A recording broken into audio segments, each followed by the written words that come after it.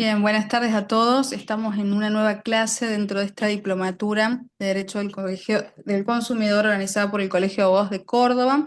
En la clase de hoy lo tenemos a Francisco Berbic, que va a hablar de acciones colectivas y le damos la bienvenida, por supuesto, con unas palabras iniciales de parte de los directores y coordinadores de esta diplomatura. Es un placer, Francisco, tenerte entre nosotros un año más en esta diplomatura. Un placer escucharte y un honor que nos acompañes. Bueno, Francisco, muchísimas gracias por acompañarnos en esta nueva edición. Siempre estuviste desde el principio, sabemos lo valioso que es tu tiempo, lo difícil que se te hace a veces hacerte el espacio y te agradecemos profundamente en nombre nuestro, que sos amigo, y del Colegio de Abogados de Córdoba por participar de esto, que además haces que se revalorice el cuerpo de docentes que tenemos siendo para aquellos que puedan no conocerlo, porque él es muy famoso, pero en un nicho bastante particular, que es el de las acciones colectivas.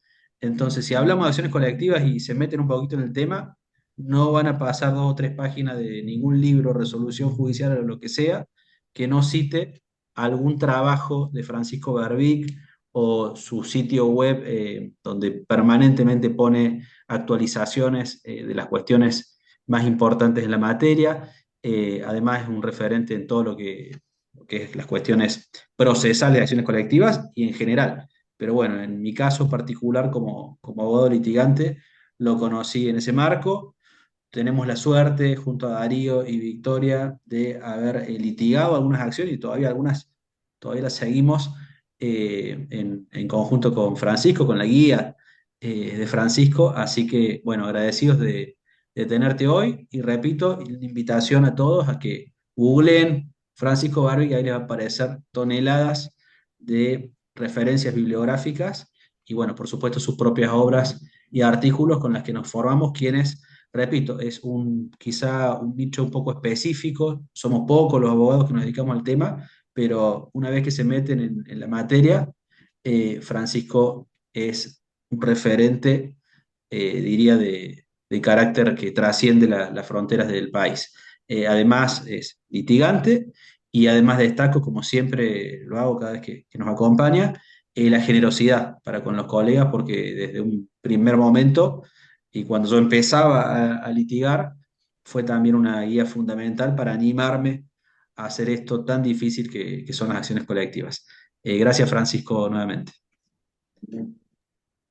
Bueno, buenas tardes a todos y a todas. Muchas gracias, Victoria, Darío, por la invitación para acompañarlos de vuelta. Para mí es un gusto poder participar de este tipo de iniciativas, además estando mi querido amigo, colega y tocayo Pancho Yuncent en el medio también. Siempre es un gusto poder participar. Gracias también por la presentación. El trabajo se va sumando, se va juntando. Les cuento, yo me encontré con este tema hace ya 22 años en una especialización en Derecho Procesal y la verdad que me enamoré del tema, me puse a investigar, me puse a trabajar y desde hace ya unos 15 años, quizás un poquito más, que también me dedico al litigio.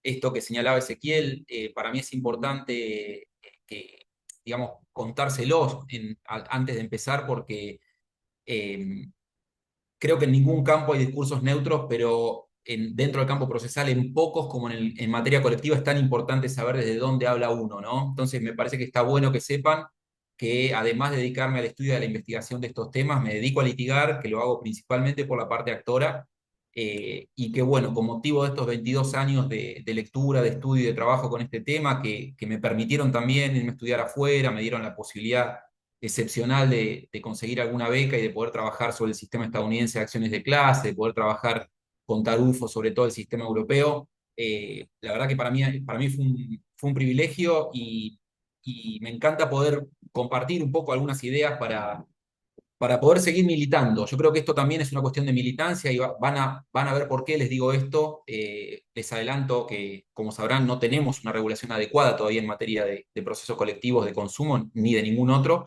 y eso está generando un montón de problemas porque justamente se trata de procesos bastante excepcionales. Voy a intentar, en este poquito tiempo que tenemos, de presentarles algunas cuestiones. yo diría que son centrales para entender de qué hablamos cuando hablamos de procesos colectivos y para que se lleven algunas herramientas bien concretas a la hora de pensar cómo se puede proponer un caso colectivo, si es que les toca participar de la parte actora, cómo se pueden defender de un caso colectivo si es que les toca participar del lado demandado, o bien cómo hacen para gestionar un proceso colectivo si trabajan en el Poder Judicial. Entiendo que por el contexto del curso, la mayoría de ustedes son abogados y abogadas, pero bueno, puede ocurrir que también en algún momento se pasen del otro lado del mostrador. Me parece que es importante tener esto en cuenta. Y agrego un perfil más, ¿no? Actor, demandado, Poder Judicial, y agregaría un perfil más que tiene que ver con el Estado. Si les toca trabajar como asesores, hacedores de políticas públicas o asesores del Poder Ejecutivo, van a ver que también les puede servir tener un conocimiento, por lo menos de las premisas fundamentales de cómo funciona el sistema de tutela colectiva de consumo en Argentina. Así que ya les digo, la propuesta es un poco ambiciosa porque tenemos poquito tiempo. Yo tiendo a hablar rápido y a entrar en calor y a hablar cada vez más rápido. Así que en cualquier momento no me preocupa, no me molesta. Sencillamente prendan el micrófono, me interrumpen si tienen alguna pregunta, alguna reacción, algún comentario. Y si no, bueno, por lo menos el objetivo de esta presentación será tratar de engancharlos con el tema y que le genere algún interés y algún incentivo para profundizarlo y para tener en el radar esto que yo llamaría la dimensión colectiva del derecho, que a pesar de que ya tiene más de 30 años, y esto es una de las primeras cosas que me gustaría decir ya para empezar, tenemos que dejar de hablar de que esto es algo novedoso. Esto tiene más de 30 años en la Constitución Nacional, esto tiene ya más de 15 años en la jurisprudencia de la Corte Federal, con absoluta claridad a partir del caso Alavi, y esto está generando corrimientos de discusión en un montón de sectores, en un montón de campos del derecho. El campo del consumo es el campo que más se ha desarrollado porque es el campo donde más claro se ve la necesidad de contar con una herramienta de tutela colectiva de derechos, y voy a tratar de explicarles también por qué. Dicho esto, vamos a empezar por el principio. ¿Qué son los procesos colectivos? ¿Alguien tiene algún acercamiento o ha tenido algún acercamiento con procesos colectivos desde el litigio, desde el Poder Judicial? Bien, bien. Bueno, si yo les digo procesos colectivos, lo que ustedes tienen que pensar, por supuesto, es, bueno, hay un montón de gente involucrada, hay un montón de gente afectada, hay un montón de gente en riesgo. eh, Cuestión que la tutela preventiva también siempre estuvo ahí, pero fundamentalmente desde el Código Civil y Comercial está muy claro que es un componente importante y prioritario, diría yo, de la jurisdicción. Si hablamos de procesos colectivos, estamos hablando de que hay mucha gente en riesgo, que hay mucha gente afectada en sus derechos. Eh, pero lo clave para hablar, además de la cuestión cuantitativa, de la cantidad de personas afectadas, hay una cuestión conceptual que es muy importante, porque de acuerdo al autor o la autora que ustedes tomen para estudiar este tema, incluso si ven la jurisprudencia, van a ver que se refieren con distintos nombres a esto. Se habla de amparo colectivo, se habla de acción de clase, se habla de acción colectiva, se habla de procesos colectivos. Fundamentalmente, estos procesos tienen dos elementos constitutivos centrales: la entrada colectiva al proceso y la salida colectiva del proceso. ¿A qué me refiero cuando hablo de entrada colectiva del proceso? A lo que se conoce como legitimación colectiva. Ustedes saben que a partir de la reforma nacional, de la Constitución Nacional del 94, que tuvo impacto en casi todas las jurisdicciones locales también, en ese proceso de reformas constitucionales que siguieron también a la del 94 y que fueron concomitantes, reconoció la posibilidad de que ciertos actores, y hablo de personas humanas o jurídicas en carácter de afectadas, esto es, que tienen un daño o un riesgo que comparten con otro montón de gente de manera similar, organizaciones de la sociedad civil. La Constitución habla de asociaciones civiles, pero la jurisprudencia ha reconocido también la legitimación colectiva de confederaciones, de sindicatos. De hecho, la ley de asociaciones sindicales es la primera ley de Argentina que ya desde la década del 60 tenía previsiones en materia de legitimación colectiva. Ha reconocido también legitimación a algunas fundaciones, y ahora se está discutiendo si pueden tener legitimación o no las simples asociaciones del Código Civil y Comercial. Pero entonces tenemos personas humanas y jurídicas, tenemos asociaciones u otras organizaciones no gubernamentales con algunos cuidados, diría yo, con respecto a las que no son asociaciones debidamente inscriptas. Y después tenemos organismos públicos como el Defensor del Pueblo, que el Congreso de la Nación parece haberse despertado y está en proceso de designar a alguien para que ocupe la Defensoría del Pueblo después de más de 15 años de vacancia, y al Ministerio Público de la Nación, tanto en su faz fiscal como en su faz de la defensa, Ministerio Público Fiscal y Ministerio Público de la Defensa. Esto a nivel nacional, y esto a nivel constitucional. Lo que hizo la Constitución entonces fue reconocer que ciertas personas, ciertos organismos públicos, ciertas entidades no gubernamentales tienen un derecho de acción representativo de grupos de personas. ¿Sí? Y hasta acá ustedes me podrían decir, bueno, pero ¿qué hay de nuevo en esto? Si yo le daba un poder a alguien para que me represente, siempre hubo capacidad. Si un grupo de personas le da un poder a alguien para que lo represente, en juicio esto siempre existió, no hay nada nuevo. Bueno, la particularidad del proceso colectivo, y acá viene la clave, es que son procesos colectivos representativos, pero no representativos en el sentido tradicional del término. Nosotros aprendimos que un proceso representativo, que es, bueno, la representación, tenemos nociones de representación política, de representación propiamente jurídica, de representación específicamente procesal.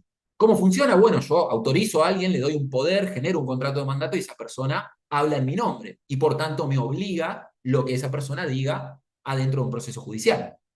Bueno, esa premisa,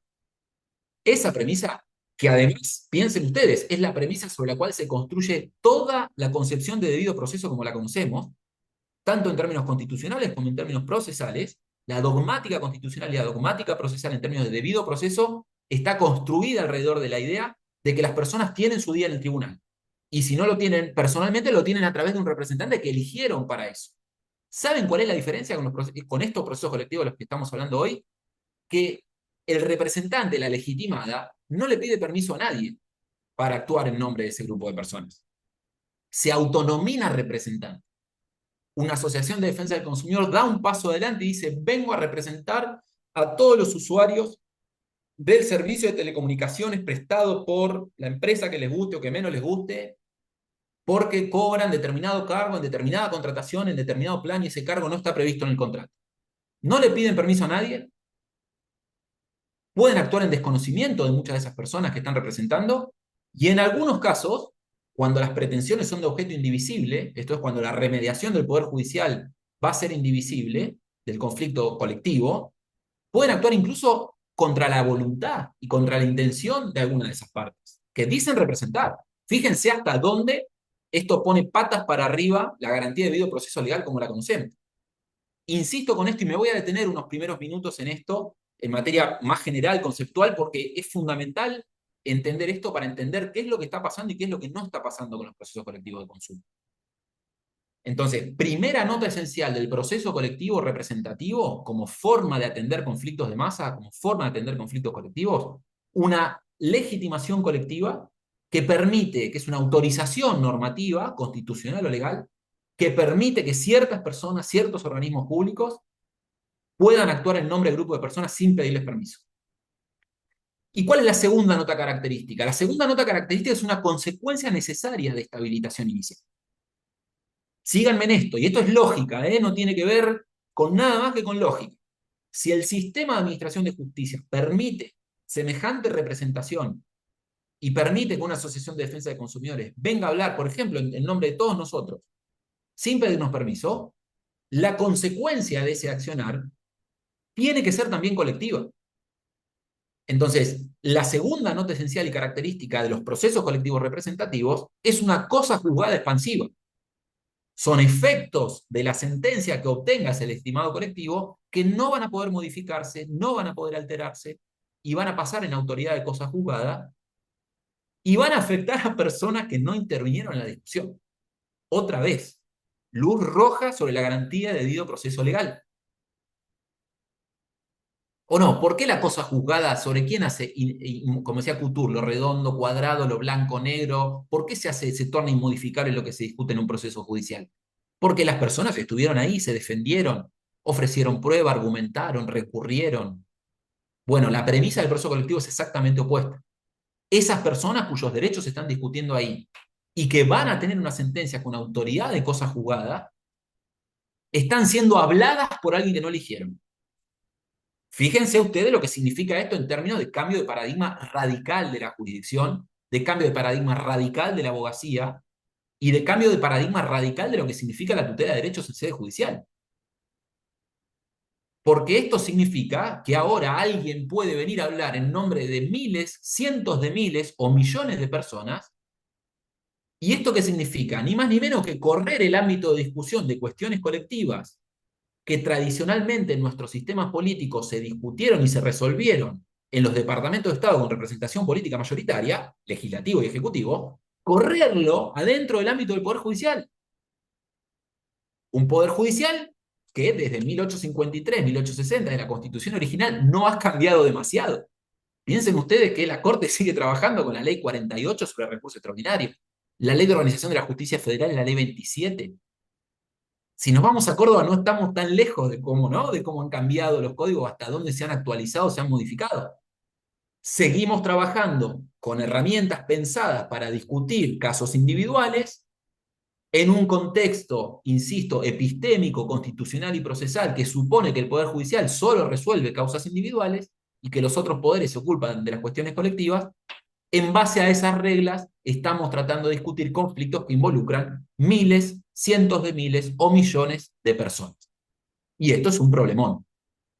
Entonces, procesos colectivos. Cuando hablamos de procesos colectivos, hablamos de procesos con estas dos notas características esenciales. Legitimación colectiva y como contracara a esa legitimación colectiva, cosa juzgada también colectiva, una cosa juzgada expansiva. Cara y seca de la misma moneda. Si alguno de estos dos elementos no está, estamos frente a otro tipo de mecanismo de enjuiciamiento. Existen otras formas de enjuiciar y de atender el fenómeno de los conflictos colectivos. Hay muchas otras formas. Sistemas de caso testigos, sistemas de incidentes de demandas repetitivas, sistemas de paneles multidistritales. Distintas maneras de enfrentar el fenómeno, que es un fenómeno real, que es un fenómeno que nos toca vivir en la sociedad contemporánea, de masificación y de conflictividad masiva. Los procesos colectivos son una forma de atender ese fenómeno, a través de la representación de alguien que está habilitado normativamente a través de la Constitución o de leyes inferiores para actuar en nombre de personas sin pedirles permiso. ¿Sí? ¿Qué significa esto? Esto significa que tenemos que repensar la forma de discutir procesalmente. Porque les repito una vez más, la premisa tradicional de nuestro derecho procesal, de nuestros códigos procesales, la premisa tradicional de nuestro derecho constitucional, de la interpretación del artículo 18 de la Constitución, de la interpretación de los artículos 8.1 y 25 de la Convención Americana sobre Derechos Humanos en términos de debido proceso, parten de la premisa completamente opuesta a la premisa del proceso colectivo representativo. Una vez más, la parte del proceso colectivo representativo es el grupo de personas que esa Asociación de Defensa del Consumidor viene a representar sin pedirle permiso. ¿Y la premisa cuál es? Que esas personas no van a estar ahí en la discusión. Entonces, lo que les quiero marcar con esto es que estamos hablando de procesos excepcionales. Estamos hablando de procesos a los cuales solo deberíamos poder acudir cuando las herramientas del proceso individual tradicional para trabajar con multiplicidad de partes no nos alcancen. Hablo del litisconsorcio, hablo de la acumulación de procesos. Cuando no nos alcance eso, porque hay tanta gente involucrada, bueno, tenemos que acudir a la herramienta del proceso colectivo representativo. Vamos a ver ahora que la Corte Federal ya ha establecido que esto es un requisito de admisibilidad y el propio acuerdo reglamentario del Tribunal Superior de Justicia de Córdoba, siguiendo la acordada 12 del 2016 de la Corte Federal, también ha establecido que esto es uno de los requisitos de admisibilidad de la acción colectiva.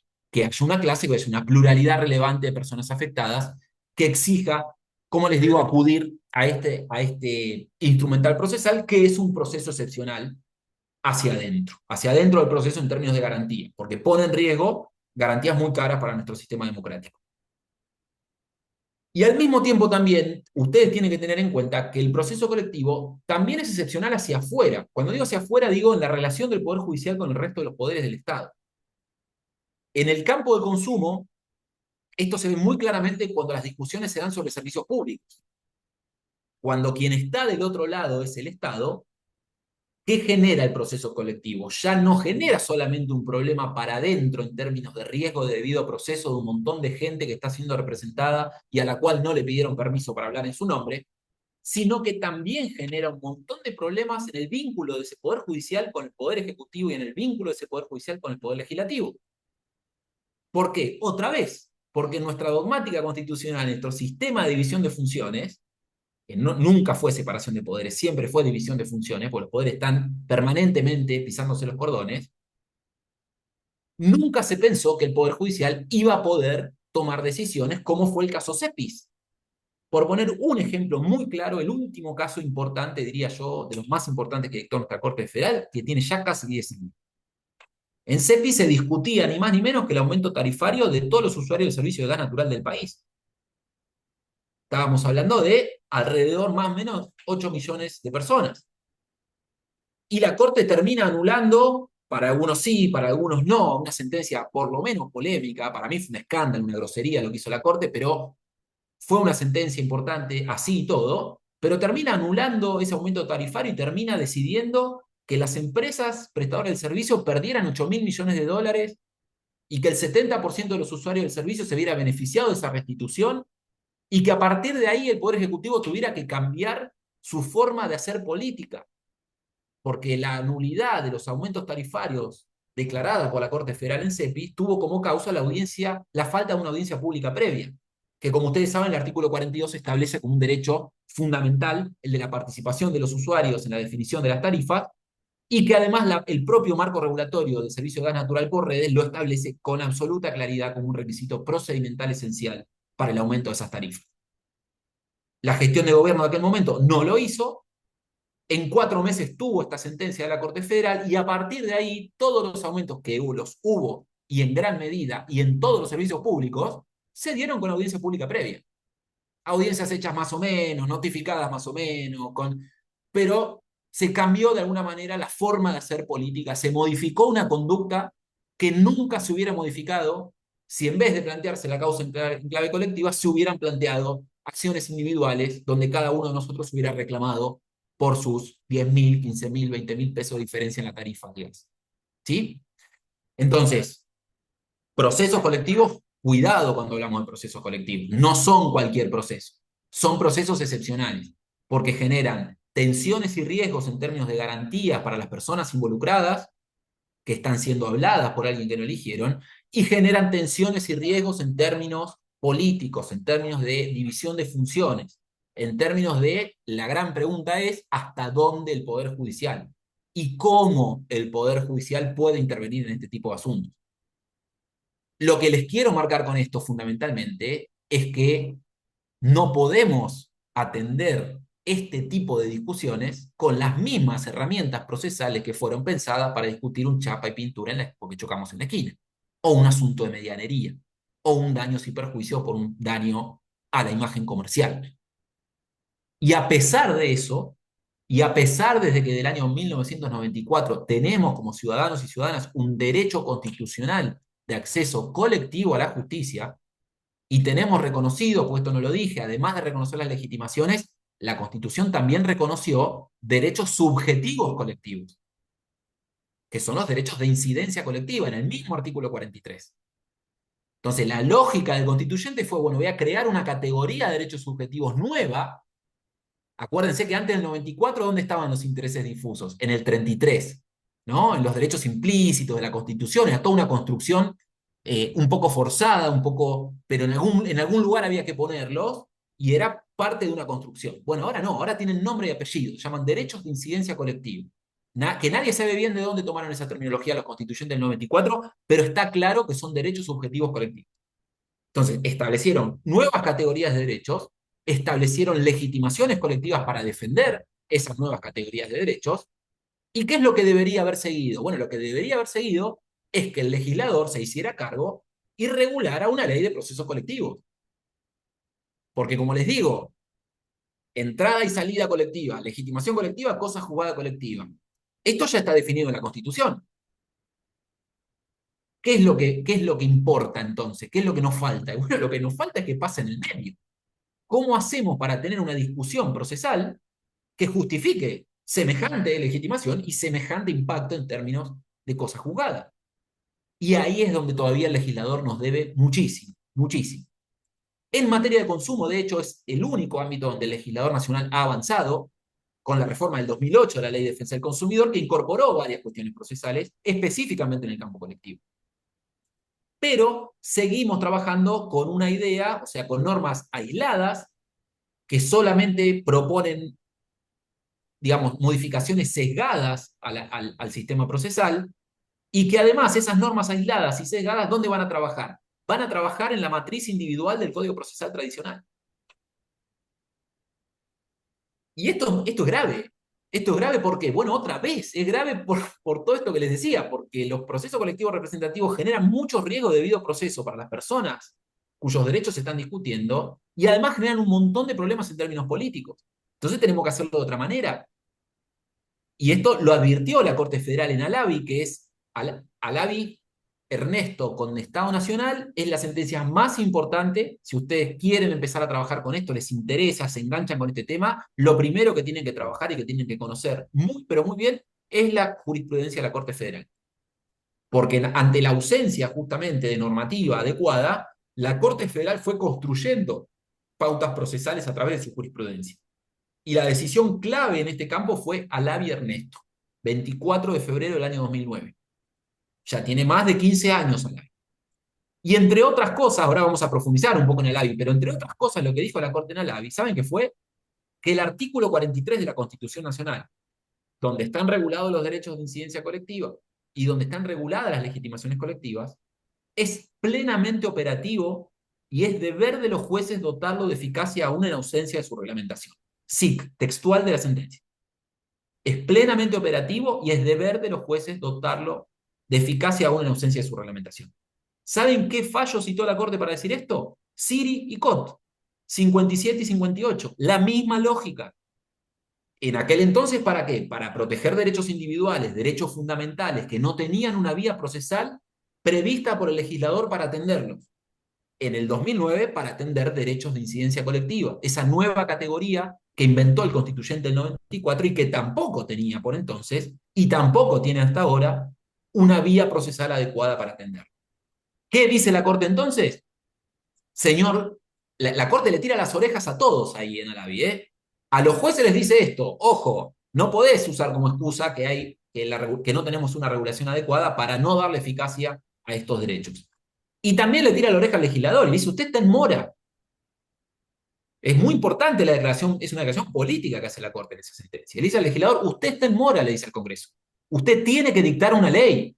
Y esa ley tiene que tener ciertas pautas adjetivas mínimas, también textual de la sentencia, es la terminología que usa la Corte en Alavi, pautas adjetivas mínimas para el trámite, que tienen por objeto, ¿qué cosa? Proteger el debido proceso de las personas ausentes. Esto es la doctrina de la Corte Federal de hace 15 años. Y seguimos trabajando hasta el día de hoy sobre estas premisas.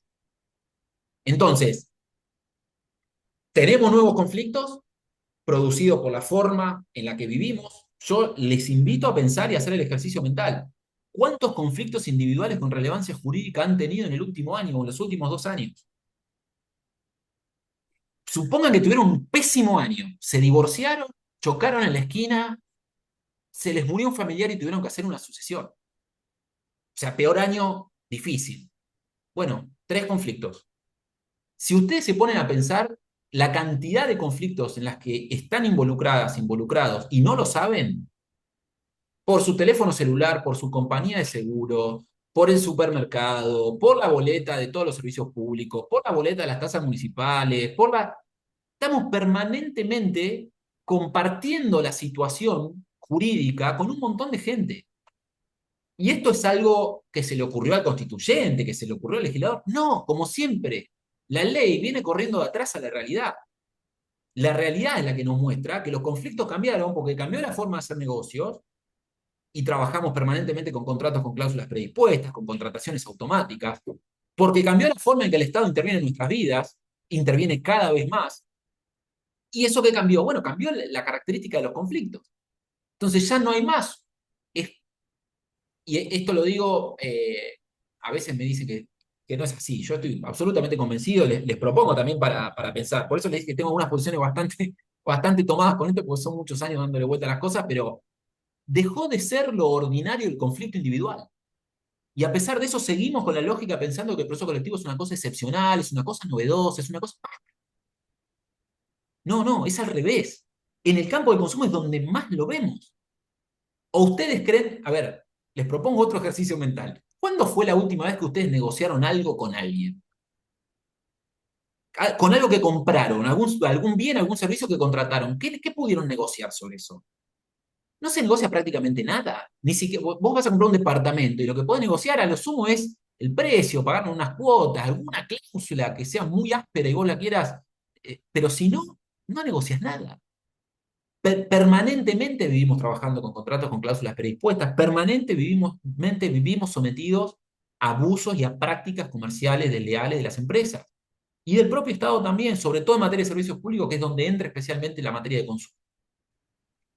Entonces, lo ordinario, lo normal hoy es el conflicto colectivo y el conflicto individual es la excepción. Y sin embargo, seguimos trabajando y seguimos pensando el derecho procesal como si la premisa fuera el proceso y el conflicto individual. Y creo que eso es un error. Y mientras no nos hagamos cargo de eso, vamos a seguir trabajando tratando de atender conflictos gigantescos, por lo menos en términos cuantitativos, que por supuesto genera impacto en términos cualitativos, porque la cantidad hace al aumento del volumen económico, la cantidad hace al aumento de la frecuencia del conflicto político. Los intentamos trabajar y resolver con herramientas pensadas para resolver casos individuales.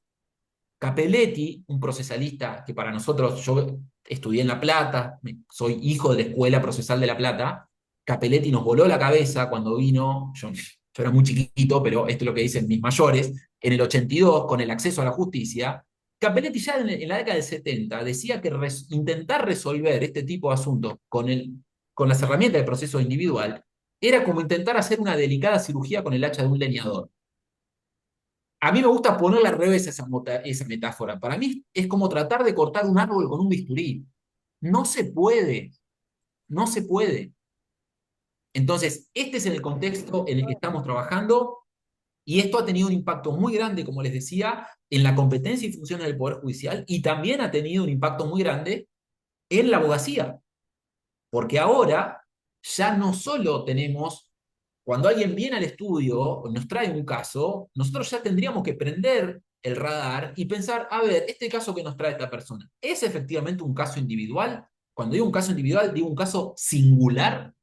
¿Es un caso, es un conflicto que esta persona se le genera por su situación particular? ¿O esta persona es un botón de muestra, es la punta del iceberg de un conflicto mucho más grande? ¿O lo que le están haciendo a esta persona se lo están haciendo a miles, cientos de miles o millones de personas de la misma manera?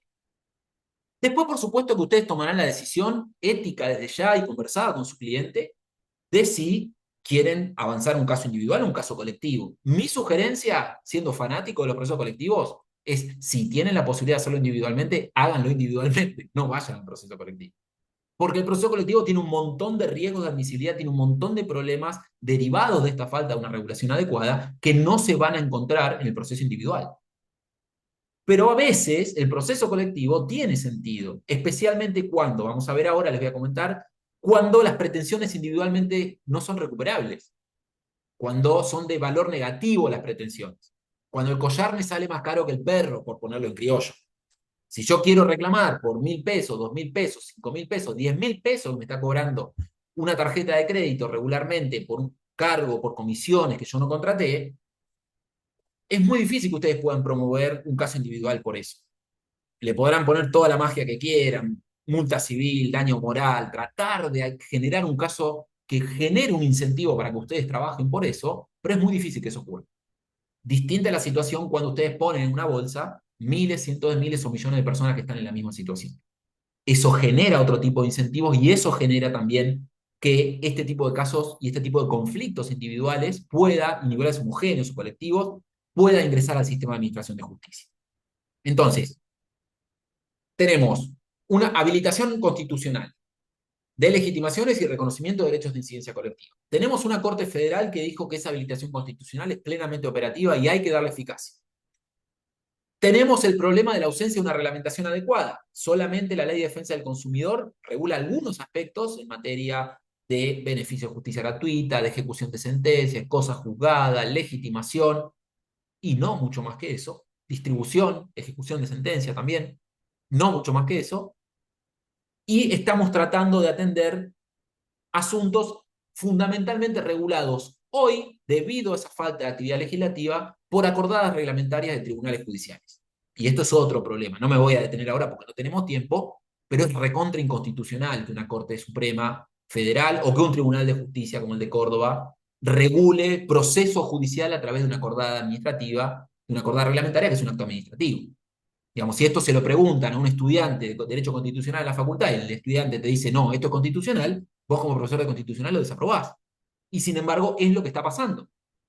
La más importante en el orden federal es la acordada 12 del 2016, que es una acordada a través de la cual la Corte lisa y llanamente aprobó un reglamento de actuación en procesos colectivos. ¿Sí? Pero no es la única, no es la única.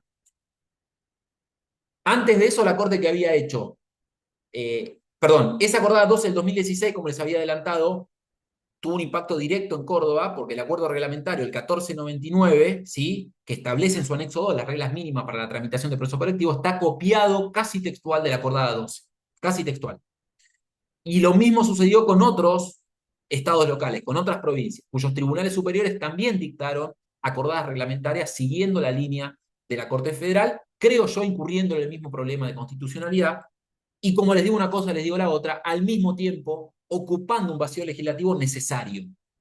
Digo, ejerciendo una actividad reglamentaria necesaria, porque de alguna manera había que arreglar y ordenar, intentar ordenar un poquito este lío.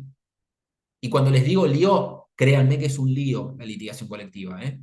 Créanme que es un lío. La Corte ya hace rato, la Corte Federal hace rato que venía viendo esto. Ya la última acordada, y la más importante, es esta de abril del 2016, que empezó a regir en octubre del 2016. Que como les digo, lisa y llanamente aprobó un reglamento de actuación en procesos colectivos, con requisito de demanda, reglas sobre competencia, cuestiones de apelación, poderes de los jueces, mini código procesal colectivo. Antes de eso, en el 2014, la Corte había creado un registro público de procesos colectivos. ¿Para qué? Para inscribir las causas colectivas y tratar de evitar el problema de los litigios paralelos y superpuestos. Litigios colectivos paralelos y superpuestos. Esta sentencia, este registro que si ustedes se meten en la Corte Federal, ponen registro público de procesos colectivos, es una base de datos abierta súper interesante. ¿Por qué? Porque ustedes se pueden meter ahí, pueden ver demandas, medidas cautelares, resoluciones de admisibilidad, mucho material práctico hay ahí para trabajar. Accesible para cualquier persona, directamente. Se meten ahí en la base de datos y se pueden poner a chusmear. Pueden buscar por parte interviniente, materia, tribunal. Está bastante bien la base de datos para acceder. No está tan bien en términos de contenido porque no están registrando todo lo que deberían registrar, pero eso también es otro problema que no vamos a hablar ahora porque no tenemos tiempo.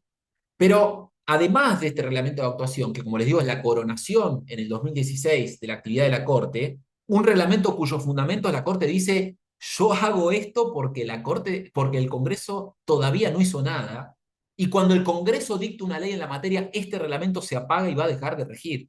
Fíjense lo cuidadosa que es la Corte, sabiendo que está metiendo las patas en el plato del legislador, dice, yo hago esto porque el legislador, a pesar de que en el 2009 en Alavi le dije, che, tenés que dictar una ley en la materia, no hizo nada. Yo estoy viendo los problemas que tengo, los fundamentos de estas acordadas son bien interesantes, yo estoy viendo los problemas que hay para la tramitación de estos casos y por tanto lo que hago es regular derecho procesal.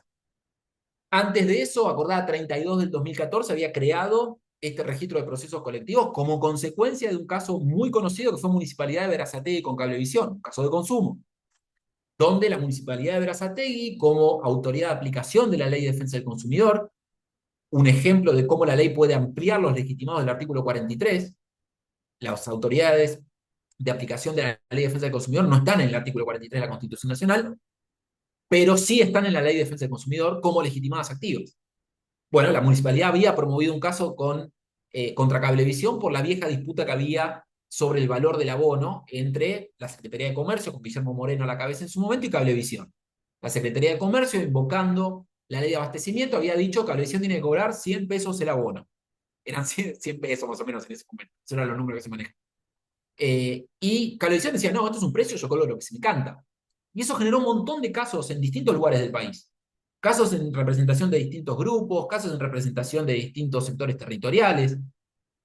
Había dos casos que eran los más importantes de todos. Uno, defensor del pueblo de la provincia de Buenos Aires. Un caso planteado en la Cámara Federal, tenía sentencia de la Cámara Federal de La Plata favorable al defensor del pueblo que le decía a Cablevisión, usted tiene que cobrar lo que dice la Secretaría de Comercio. Y otro caso en la Cámara Federal de Mar del Plata, promovido por la Asociación de Cablistas, una organización que nucleaba cablistas, que había dictado una sentencia exactamente opuesta, diciéndole, no, Cablevisión, usted puede cobrar lo que se le cante, porque esto es un precio y la ley de abastecimiento no corresponde aplicarla en este caso.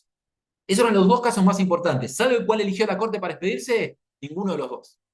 Eligió Municipalidad de Verazategui, que era un caso donde se había promovido por el intendente como autoridad de aplicación de la ley de defensa del consumidor en representación de los usuarios solamente la Municipalidad de Verazategui. Y la Corte ahí dice un montón de cosas, termina rechazando la demanda, pero dice, vamos a crear un registro público de procesos colectivos, y a la semana saca la acordada 32 del 2014, que ya tenía escrita, por supuesto, para establecer este registro público de procesos colectivos con el objetivo de evitar la multiplicidad de procesos colectivos paralelos y superpuestos en distintos lugares del país.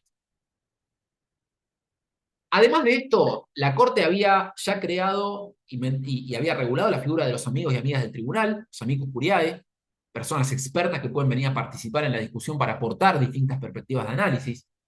¿Tiene algún sentido esto en los casos individuales? Sí, no. Pasa a tener sentido en los casos colectivos, donde yo necesito otro tipo de información, necesito otro tipo de participación. Había generado y había creado y establecido el régimen de audiencias públicas, con motivo de su experiencia en causas ambientales, fundamentalmente la causa Mendoza-Beatriz por la contaminación del riachuelo. En el año 2007 dicta una acordada y crea e implementa las audiencias públicas. Vayan a ver a YouTube si les interesa el tema, la audiencia pública de Alavi, por ejemplo. Es súper interesante lo que pasa en esas audiencias públicas, porque claro, el papel no se pone colorado. Es mucho más fácil discutir intercambiando cartas como en la colonia, que es como estamos litigando hasta el día de hoy, que tener una conversación mano a mano con el tribunal enfrente. En 5 minutos nos dimos cuenta de qué es lo que se estaba discutiendo. También se hizo audiencia pública en su momento por la ley de medios de servicio de comunicación. También muy interesante. Se acordarán, ¿no? Bueno, veo caras más jóvenes, menos jóvenes, pero Clarín va a desaparecer, TN va a desaparecer, TN va a desaparecer. A los 5 minutos de la audiencia pública quedó claro que era una cuestión de plata, no era una cuestión de libertad de expresión. Y eso quedó claro gracias a la posibilidad de exponer esas posiciones y de tener oralidad con inmediación con el tribunal. Otra vez, herramientas distintas para atender conflictos distintos, conflictos colectivos, conflictos masivos, para los cuales ya no nos sirven las herramientas tradicionales. Tan importante es esto que la Corte hasta creó un área específica, creó una Secretaría de las Relaciones de Consumo, un área específica para trabajar derecho del consumidor, y otra área específica para trabajar la Oficina de Justicia Ambiental para trabajar temas ambientales. Y ustedes me dirán, bueno, pero derecho al consumo es derecho común, no es derecho federal. El derecho ambiental es derecho común, no es derecho federal. ¿Por qué la Corte está creando áreas específicas de derecho ambiental y defensa y derecho del consumidor adentro del tribunal? Bueno, por la cuestión colectiva. Por la cuestión colectiva, porque el consumo y el ambiente son los dos campos donde más se ha desarrollado y donde más se litiga colectivamente. Y se dieron cuenta que no solo se necesitan distintas reglas procesales para discutir adentro del proceso, sino que también se necesitan distintas estructuras orgánicos funcionales. No existe más el juzgado piramidal, la cabeza de un juez o una jueza con 20, 15, 10 empleados, los que tenga el juzgado de acuerdo a la jurisdicción que vayan, para trabajar con este tipo de casos. No existe más. Se necesitan otro tipo de estructuras orgánicos funcionales también. Y acá el teléfono ya no es para el legislador, el teléfono acá sí, fundamentalmente es para los tribunales, porque las competencias, principalmente orgánicos funcionales, dependen en gran medida, más allá de las leyes orgánicas, digamos, que establecen la superestructura, diría yo, de cómo funciona el Poder Judicial. Puertas adentro, ahí sí el Poder Judicial puede hacer mucho a través de reglamentos administrativos, de organización, reorganización de trabajo. Y esto en materia de consumo todavía no está pasando, sí está pasando en otras áreas. El mejor ejemplo quizás sea el área de los derechos humanos en la provincia de Buenos Aires, por ejemplo, con las personas privadas de su libertad, donde directamente se creó una secretaría específica dentro de la Suprema Corte de la provincia con empleadas y empleados dedicados exclusivamente a trabajar con ese tema. Y bueno, porque claro, otra vez, es tan grande, es tan complejo el tema de cómo transcurren su condena las personas privadas de su libertad en la provincia de Buenos Aires, que necesitan otra forma de abordarlo. No alcanzan las reglas procesales, no alcanzan las estructuras orgánico-funcionales. ¿Ok? Bien. ¿Cómo venimos hasta acá? ¿Preguntas, reacciones, comentarios? ¿Bien? Bueno, 2 o 3 cositas, porque ustedes me dirán, bueno, pero entonces, si es tanto lío, si es tan problemático esto de los procesos colectivos, ¿por qué los procesos colectivos? ¿Por qué tan manija con los procesos colectivos? ¿No? Bueno, la primera respuesta es muy fácil, porque están en la Constitución. Esto ya Clemente Díaz, procesalista de la UBA, enorme, con una claridad enorme, que se murió muy joven, lamentablemente, pero esto él lo puso muy claro. Una vez que el constituyente estableció la garantía, el legislador no puede optar. No puede optar.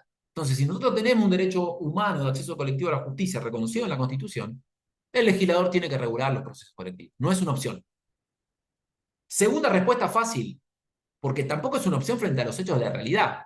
Como les decía, de esto no es que algún iluminado o algún academicista o algún teórico del derecho se le ocurrió, che, ¿por qué no implementamos los procesos colectivos? No, la realidad nos está llevando puesto, y esto pregúntenle a cualquier persona que trabaja dentro del Poder Judicial, ¿qué pasa cuando le llega un proceso colectivo? Les detonan el juzgado prácticamente.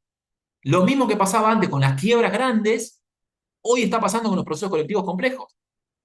Están generando muchísimos problemas. Entonces, la realidad se está imponiendo, el tipo de conflicto que se están llevando al Poder Judicial está exigiendo una reconfiguración de esas reglas. Entonces, esas dos respuestas son fáciles, porque nos está llevando puesto la realidad y porque están en la Constitución.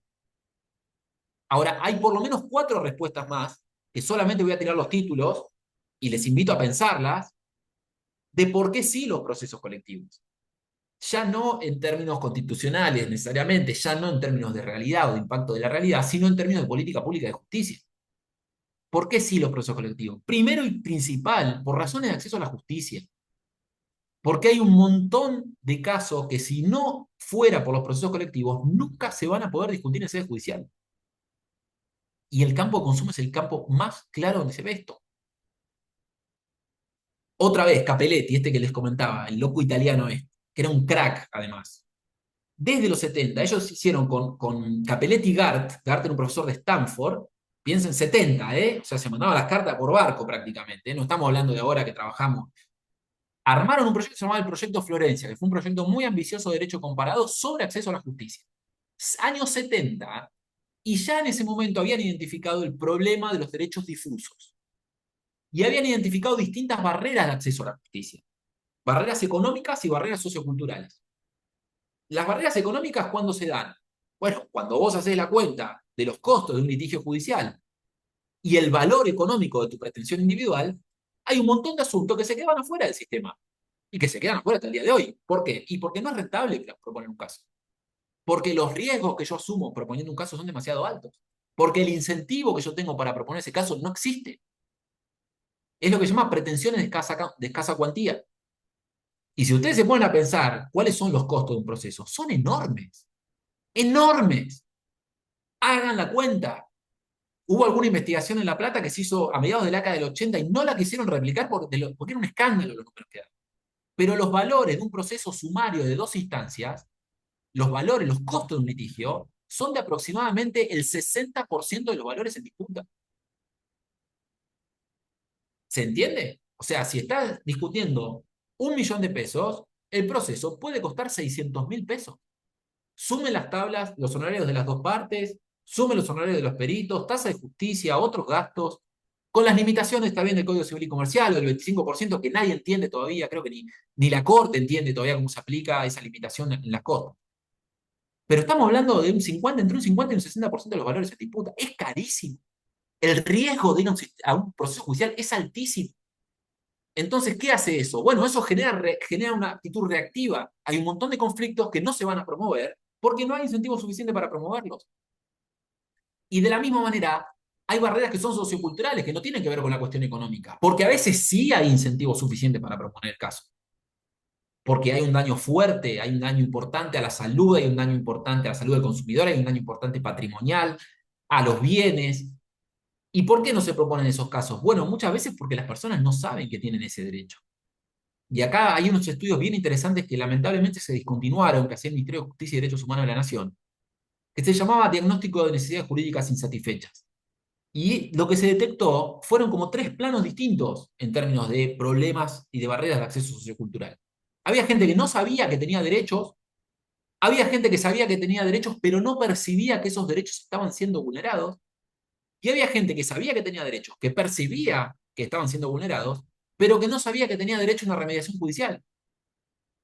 Yo sé que acá somos todos abogados y abogados, y ustedes dirán, bueno, pero qué boludez, ¿cómo no van a saber eso? ¿Saben qué? No. Hay un montón de gente que no sabía eso y que no lo sabe. Entonces, ¿por qué los procesos colectivos son tan importantes desde esta perspectiva de acceso a la justicia? Porque lo que permiten es juntar todas esas pretensiones, las chiquititas económicamente, o bien las de las personas que ni siquiera saben que tienen esos derechos, y proponer llevar ese conflicto en clave colectiva a través de la voz del representante, a través de la voz del legitimado colectivo.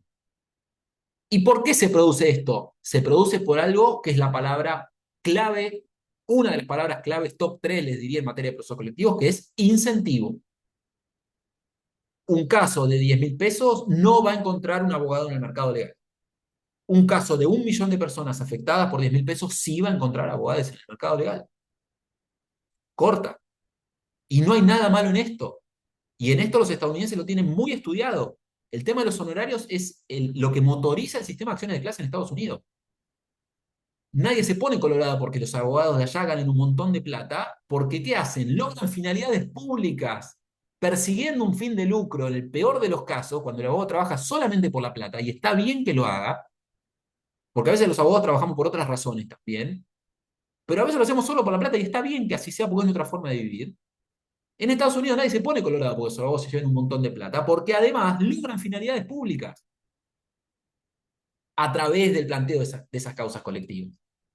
Acá tenemos una noción, sobre todo del Poder Judicial, donde dice, no, ¿cómo vas a cobrar de esta cantidad de honorarios? Bueno, pero si resolví el tema de 1 millón de personas, ¿cómo no voy a cobrar esta cantidad de honorarios? Y hay una cuestión conductual ahí, cultural, muy, muy complicada, que todavía se está desarrollando y estamos viendo para dónde va a ir. Y de hecho, las reformas que hubo en materia arancelaria a nivel nacional y en la provincia de Buenos Aires, en los últimos 10 años, fueron para achicar los honorarios en materia de procesos colectivos.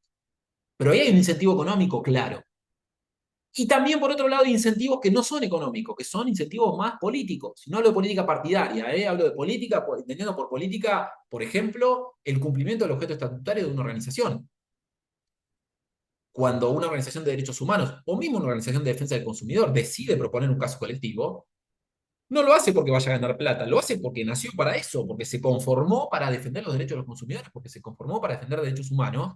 Entonces, lo que es, se sigue una agenda, se sigue una estrategia de trabajo para cumplir un objeto social, y eso también genera incentivos de otro tipo, que no son necesariamente económicos. Y muchas veces, ¿qué pasa? Esos incentivos se complementan también. Y eso es lo que genera que estos casos individualmente considerados jamás hubieran llegado al sistema de justicia, puedan llegar al sistema de justicia, puedan ser discutidos y puedan tener una solución, mejor o peor, de parte del sistema de administración de justicia. Entonces, además de que porque están en la Constitución, además de porque nos está llevando puesta la realidad, ¿por qué sí los procesos colectivos? Porque son una herramienta de acceso a la justicia fenomenal. Y agrego una cosa más en términos de acceso a la justicia. A diferencia, yo les dije que había otras formas de atender la conflictividad de masa. Y les mencioné algunos ejemplos. No quiero meterme en esos ejemplos, no tiene sentido, pero lo que sí les quiero decir que esos otros ejemplos, como el sistema de caso testigo alemán, el incidente de demandas repetitivas de Brasil o el panel multidistrital de Estados Unidos, son herramientas procesales para trabajar con casos que ya llegaron al sistema. Son herramientas de gestión de casos múltiples.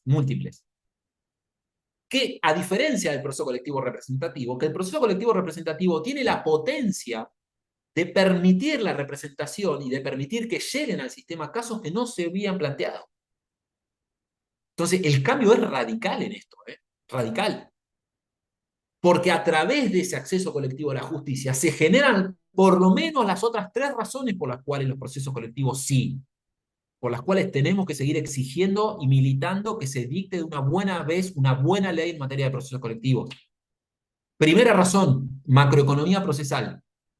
Y subrayo macro, no hablo de economía procesal, no hablo de concentración de audiencia, principio de eventualidad, hablo de macroeconomía procesal. Mirá, desde el sistema de administración de justicia, ¿tiene sentido discutir cientos de miles de veces en cientos de miles de casos exactamente lo mismo contra los mismos demandados? La verdad que no, la verdad que no. Hay un ejemplo muy claro de esto que fue el corralito financiero del 2001-2002. Otra vez veo cara más jóvenes, cara menos jóvenes. El corralito financiero, las restricciones bancarias de aquel entonces, hicieron que se multiplicaran exponencialmente el planteo de amparo para sacar dólares de los bancos, que habían quedado retenidos por normativas cambiarias. Hubo más de 50.000 casos de ese tipo en todo el país. Los tribunales se caían por el peso del papel, literal, tuvieron que evacuar tribunales porque se caían por el peso del papel. Se suspendieron los otros procesos que había, incluso procesos alimentarios como procesos laborales en los federales. Lo único que existían eran los amparos para sacar plata de los bancos. Amparos que se gestionaban con fotocopias, te metían en tu expediente fotocopia de otro expediente. Era un desastre. Y eran amparos que se podrían haber resuelto en un conflicto colectivo, que se podría haber resuelto perfectamente. No digo en uno, porque la normativa de ese momento distinguía a algunos grupos. Por ejemplo, las personas mayores de 75 años estaban exceptuadas, las personas que tenían problemas de salud estaban exceptuadas. Bueno, podríamos haber hecho 5, 6, 8, 10 procesos colectivos distintos y haber resuelto de una manera mucho más eficiente ese conflicto. Les pongo un ejemplo donde sí ocurrió esto. También un caso de consumo, ese era un caso de usuario de servicios financieros. Acá era un caso de servicios públicos. Defensor del pueblo de la ciudad con Edesur, precedente de fines de la década del 90, del año 99, 2000. Algún corte muy grande de luz en la ciudad. Y el defensor del pueblo de la ciudad promovió un caso colectivo para buscar indemnización para todos los usuarios y usuarias afectadas. Se presentó como legitimada colectiva y dijo, vengo a promover una pretensión de daños y perjuicios contra Edesur para que le paguen una indemnización a todas las usuarias afectadas. El juez de primera instancia dijo, ok, te admito, procedente de la acción, condena a Edesur, páguele al defensor del pueblo, a la defensoría del pueblo, los daños que sufrió. O sea, el arroz, el yogur que se le pudrió en la heladera, la impresora que se le quemó por la baja de tensión. La defensora del pueblo dijo, no, no, pará. Si me escucharon al principio, ¿qué pasó acá? Hubo un problema, no hubo un proceso colectivo representativo, porque le dijeron que era representante colectiva, le dijeron que era legitimada colectiva, pero rompieron la salida. Dijeron, no le dieron la cosa jugada expansiva. Solamente la decisión la beneficiaba a la propia defensoría. La defensoría apeló y la Cámara dio vuelta a la sentencia. Y en un párrafo bien interesante, ¿qué dijo? Dijo, no, esto es un proceso colectivo. Entonces tiene que beneficiar ¿a quién? Y a todo el grupo que vino a representar la defensoría. ¿Quién es ese grupo? Todas las usuarias de Edesur. Ahora, ¿en qué lo beneficia? Bueno, lo beneficia en que Edesur es responsable y es condenada genéricamente por la responsabilidad por el corte.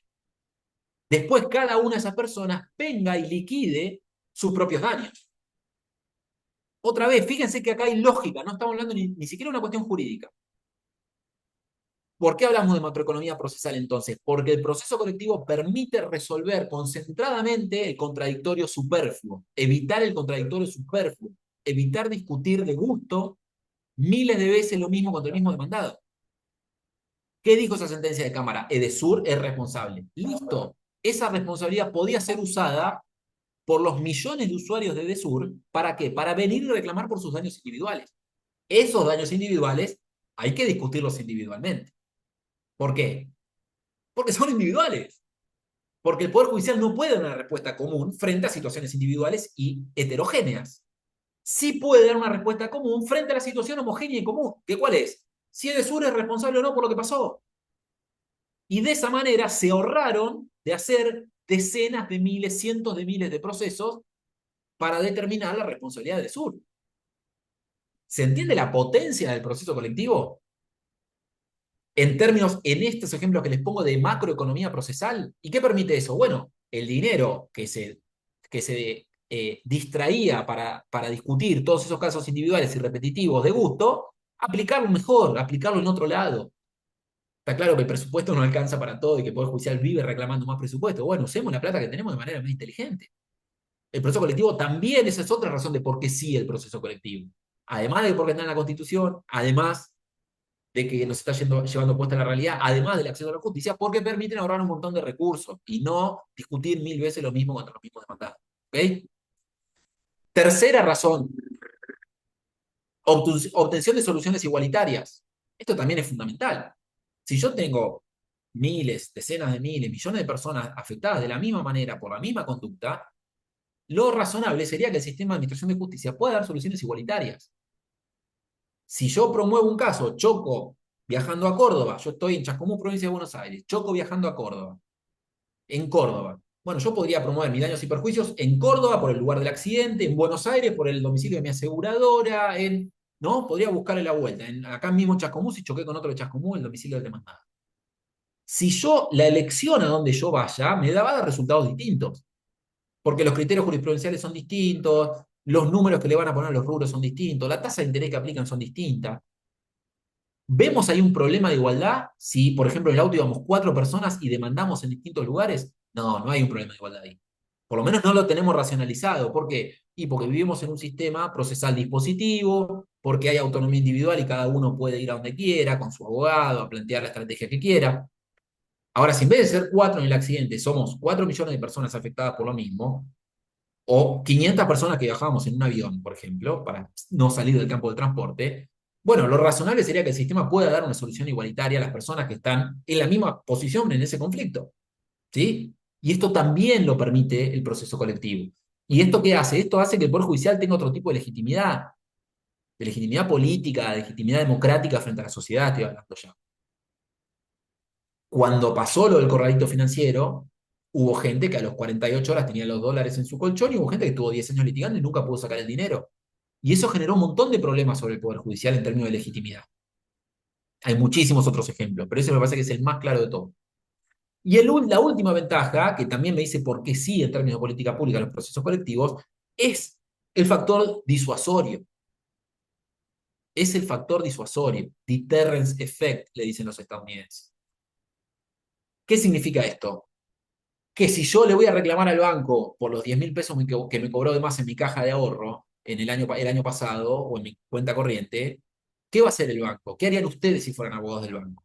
Y muy probablemente acordarían conmigo en mediación, me pagarían más de lo que estoy pidiendo y harían un hermoso acuerdo con una cláusula de confidencialidad para que nadie se entere de que me comió 10.000 pesos a través de una práctica ilícita generalizada. No va a cambiar el banco su conducta. ¿Está claro? No va a cambiar el banco su conducta. ¿Por qué? Porque cuando vos das vuelta a la computadora, es el principio ambiental, pague y siga contaminando, ¿no? Bueno, esto es lo mismo, pague y siga robando, pague el microdaño, pague la microestafa y continúe con esa práctica generalizada, porque al final del día la ecuación económica siempre le va a dar positiva a la entidad financiera o a cualquier otro demandado. Ahora, ¿qué pasa cuando el caso se plantea en clave colectiva? Cambia el balance de poder un poquito, ¿no? O sea, no es lo mismo que me vengan a pedir 10.000 pesos que me vengan a pedir 1 millón de personas 10.000 pesos. Y de hecho, si ustedes ven, hay pocas sentencias, pero hay muchos acuerdos transaccionales. Y si ustedes ven los acuerdos transaccionales, por lo general, la cláusula 1 del acuerdo transaccional, ¿cuál es? ¿Devuelvan la plata? No. La cláusula 1 es modifiquen la práctica. Y además devuelvan la plata que se llevaron. Pero primero modifiquen la práctica para que no vuelva a continuar pasando esto que está pasando. Y eso solo se puede lograr a través del agregado colectivo de las pretensiones individuales. No hay forma que esto ocurra a través del planteo de casos individuales aislados. Entonces, fíjense con esto que el proceso colectivo es mucho más que una forma de resolver un conflicto. Si ustedes van a cualquier manual de derecho procesal, van a encontrar que el proceso judicial es una forma de resolver conflictos, ordenada con una serie de actos procesales concatenados a través de una sentencia dictada por un órgano independiente, imparcial, con las garantías. Busquen un manual de procesal y van a encontrar eso. Bueno, el proceso colectivo es mucho más que eso. Además de resolver ese conflicto, es una herramienta de política pública fundamental. Fundamental. Y a pesar de todo esto que les digo, todavía no tenemos una ley adecuada en la materia. Y ustedes me van a decir, te pasaste 1 hora hablando de esto y no vimos nada de derecho procesal. Bueno, yo les garantizo que esto de lo que hablamos hasta ahora es lo más importante del proceso colectivo. Si les interesan los procesos colectivos, si no les interesa, da lo mismo de lo que pueda hablar. Y si les interesan los procesos colectivos, las lecturas que vayan a hacer a partir de ahora, de cualquier cosa, de intervención de terceros, de notificaciones, de cualquier cosa que hagan, la tienen que hacer teniendo en cuenta todo esto que hablamos hasta acá. Porque si no, se van a estar perdiendo la mitad de la película y no van a entender nada de lo que pasa y de lo que no pasa en el campo de la tutela colectiva de consumo si no tienen en cuenta estas premisas constitucionales, conductuales y de principio de las que hablamos hasta acá. ¿Sí? Bien. Dicho esto, pasemos a algunas cosas más prácticas y bien concretas para que se lleven, además de estas cuestiones conceptuales y fundamentales de principio, que se lleven las herramientas básicas con las que estamos trabajando hoy con esto. Otra vez, partimos de Alavi. Si tienen que estudiar algo, es Alavi y PADEC con Swiss Medical. Alavi, 24 de febrero del 2009, PADEC con Swiss Medical, agosto del 2013.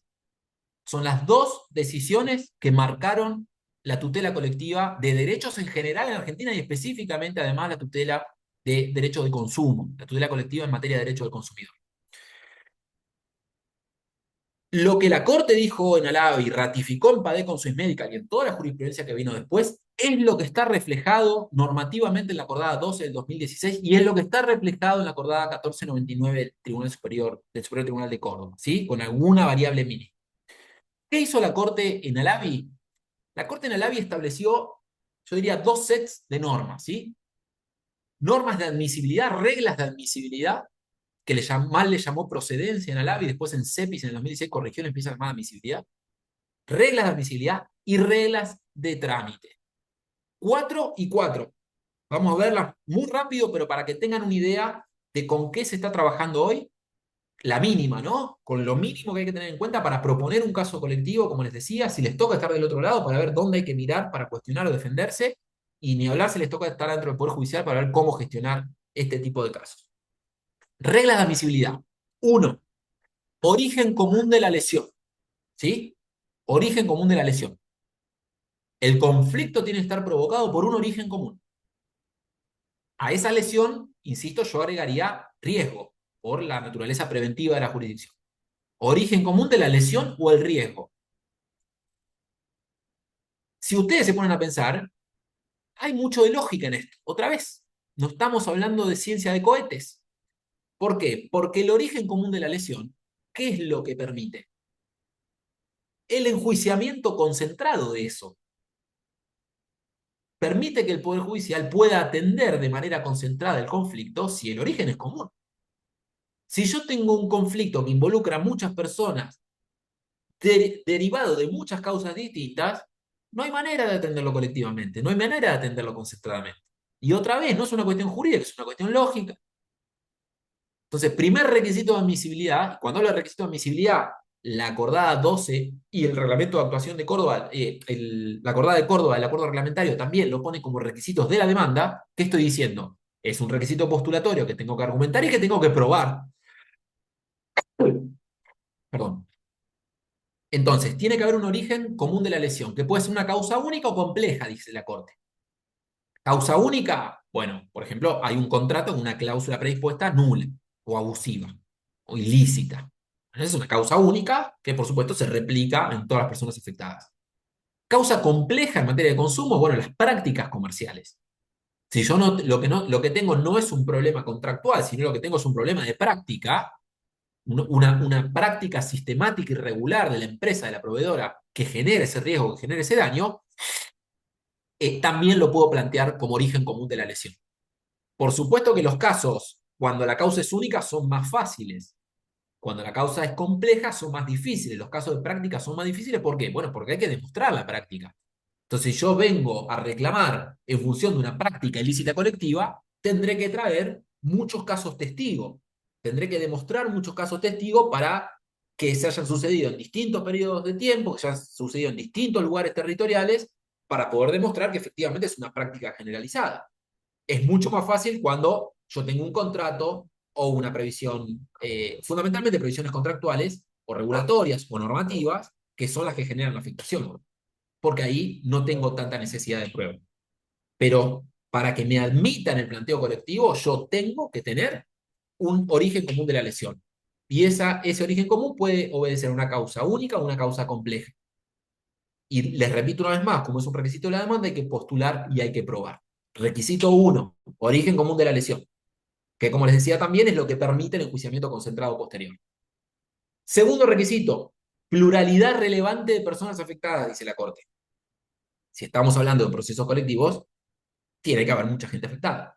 Por lo que les contaba hoy en términos de los riesgos que suponen estos procesos para la garantía de debido proceso de las personas afectadas. Si yo puedo resolver mi caso a través de un litisconsorcio, porque aún habiendo un origen común de la lesión, son poquitas las personas afectadas, tengo que ir al litisconsorcio, a la vía litisconsorcial. No debería acudir a la vía procesal colectiva. Lo que nos está diciendo la Corte con este requisito es que no va a admitir directamente la vía procesal colectiva cuando, a pesar de haber una causa común de la lesión, sean muy pocas las personas que están afectadas. ¿Cuánto es una pluralidad relevante? No sabemos. No sabemos. 20, parecería que no. 50, y todavía no. 200, y parecería que sí. 2000, ni hablar, ¿no? Bueno, no sabemos. Y esto también hay una diferencia muy grande con el sistema estadounidense, que es de donde se toman estos requisitos. La Corte Federal los toma claramente del sistema estadounidense. En Estados Unidos son mucho más prácticos, ¿no? Hijos de la tradición anglosajona, y dicen impracticabilidad del litis consorcio. Ustedes podrán pensar, bueno, es lo mismo, mucha gente, no, no es lo mismo. Pluralidad relevante de personas es una construcción semántica rarísima que me exige pensar en algún número.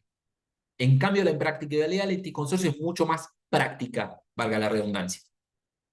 Si yo puedo atender el conflicto por la vía litis consorcial, no me van a admitir la acción de clase. Yo tengo que demostrar que necesito de la acción colectiva, de la acción de clase para atender el conflicto.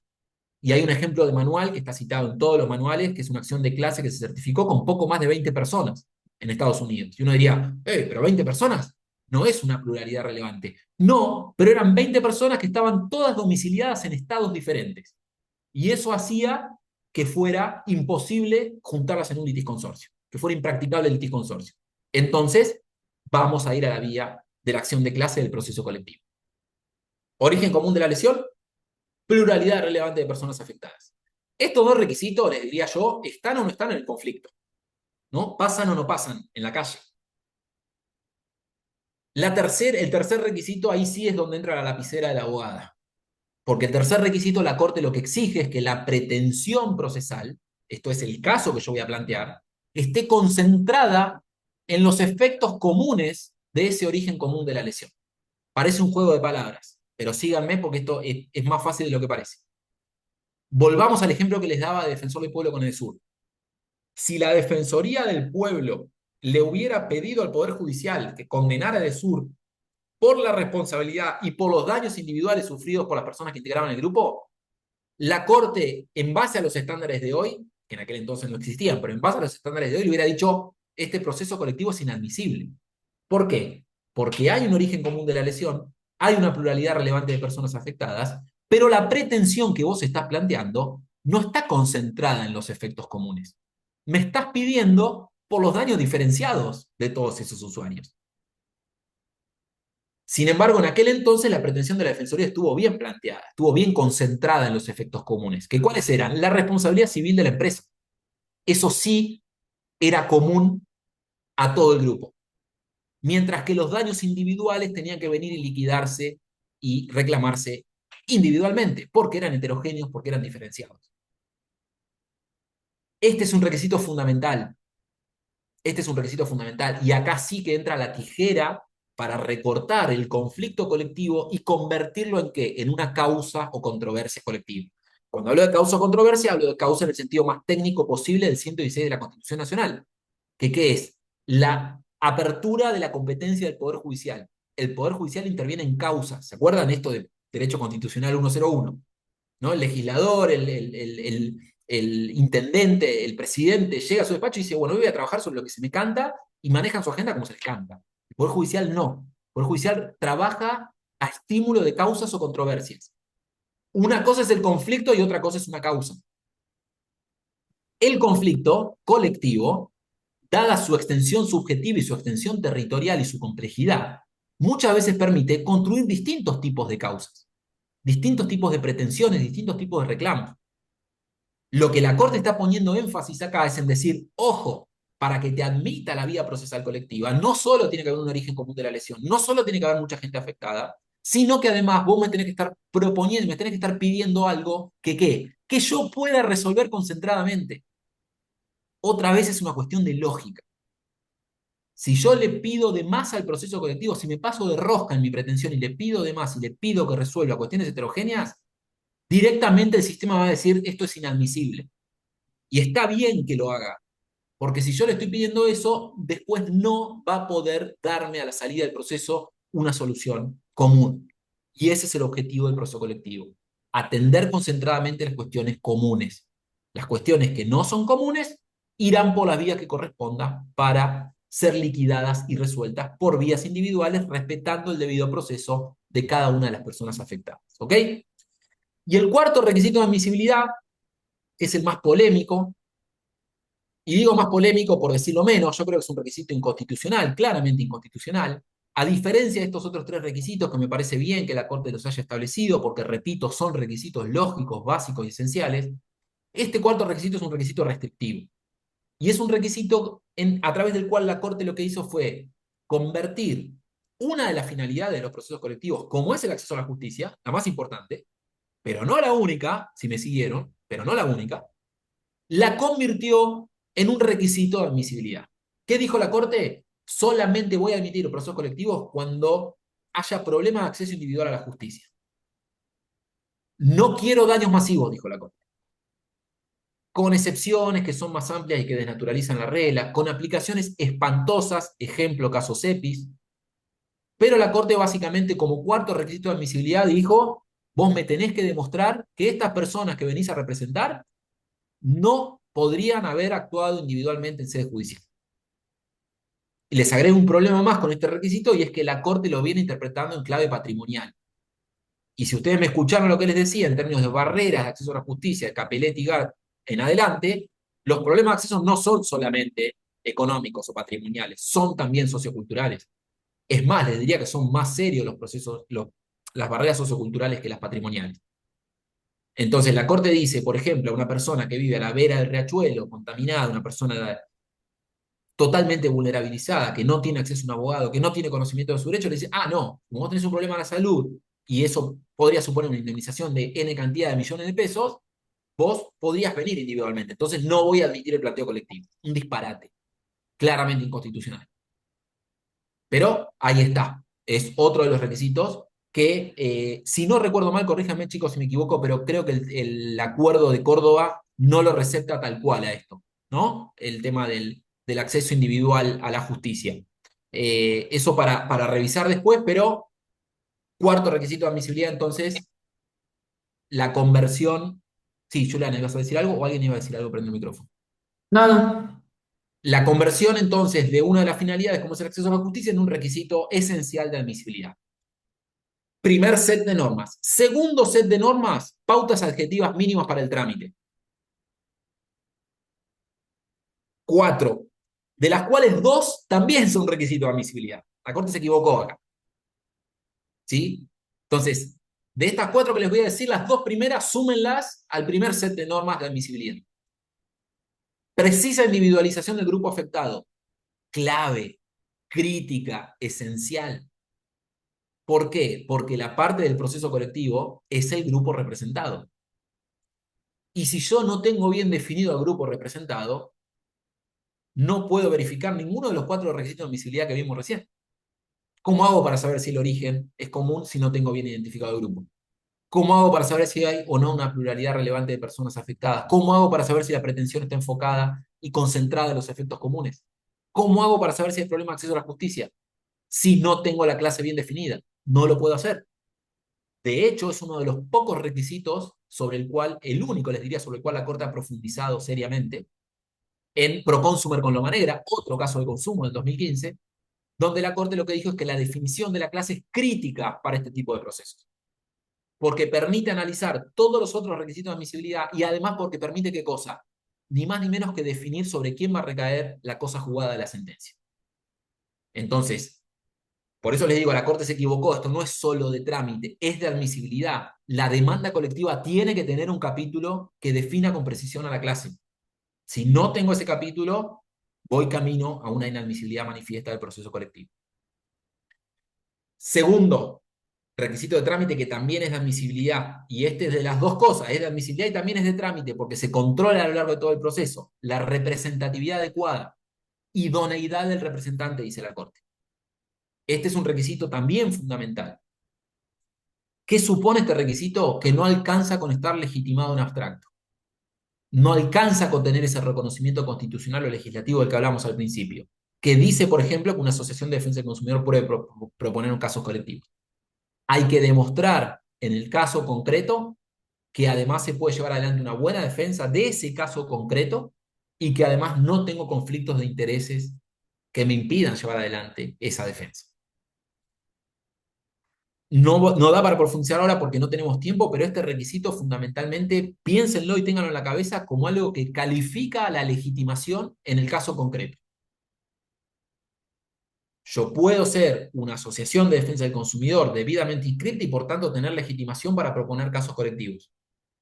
Lo que la Corte está diciendo es que además el juez en ese caso puntual, tiene que verificar si soy un representante idóneo. Ejemplos muy gruesos como para tener en la cabeza.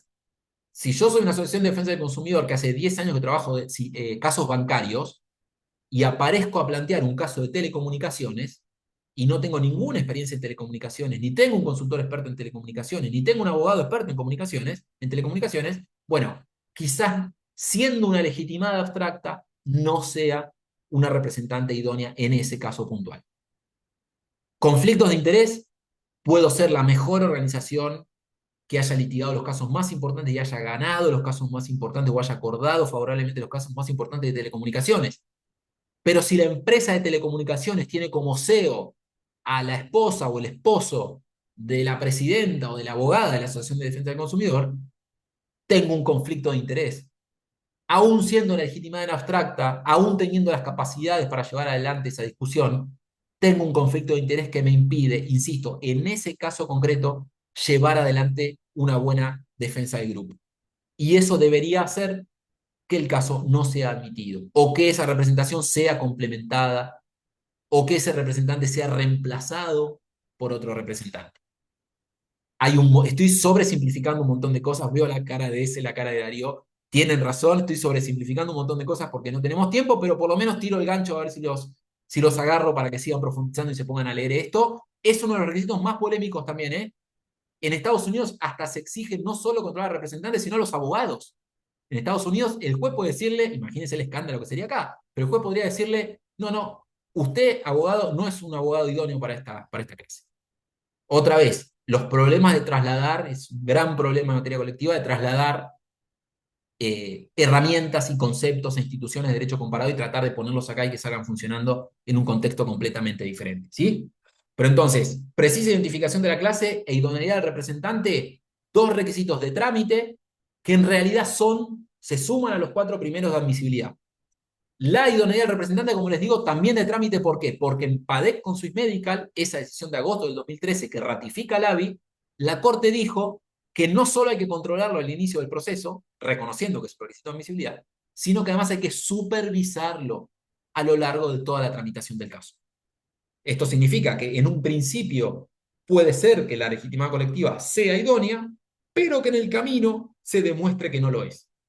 Hay un caso de Feinder y sepa defenderse y de Feinder, dos precedentes de la Corte Federal, donde la Corte ya se metió sobre este tema, pero por algo bien objetivo, que eran situaciones donde la Asociación de Defensa del Consumidor que había propuesto el caso, se le cayó la registración en el registro nacional. Entonces, perdió esa capacidad representativa y la Corte, otra vez equivocadamente, a mi modo de ver, lo que hizo fue rechazar la demanda, en lugar de reemplazar ese legitimado, esa legitimada por otra. Lo que hizo fue desestimar la demanda.